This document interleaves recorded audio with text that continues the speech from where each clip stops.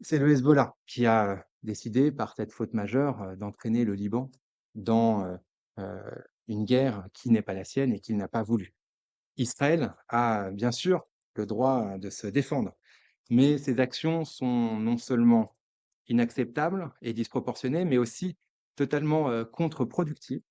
Elles mènent de facto à une impasse avec, 1 000 000 de déplacés, 1 800 morts, désormais, des frappes au cœur, de Beyrouth et des images choquantes qui ne font en réalité que donner du carburant au Hezbollah.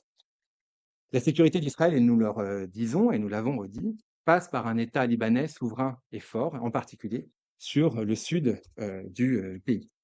Donc évidemment que le cessez-le-feu doit inclure, le Liban. Nous travaillons à ce que, premièrement, ce cessez-le-feu soit durable de manière générale, deuxièmement, qu'il inclue le Liban et troisièmement, à ce que nous ayons un règlement durable des, causes du conflit qui peuvent être traitées uniquement par la diplomatie, à savoir le programme nucléaire iranien, le programme balistique et les sujets des, proxys. Du coup, vu la gravité de ce qui s'est, passé, hier et par ailleurs, étant donné la situation en Cisjordanie que nous n'oublions pas, on ne peut pas, heu, exclure que la discussion sur la suspension de l'accord d'association entre l'Union européenne et Israël, se rouvre au niveau, européen.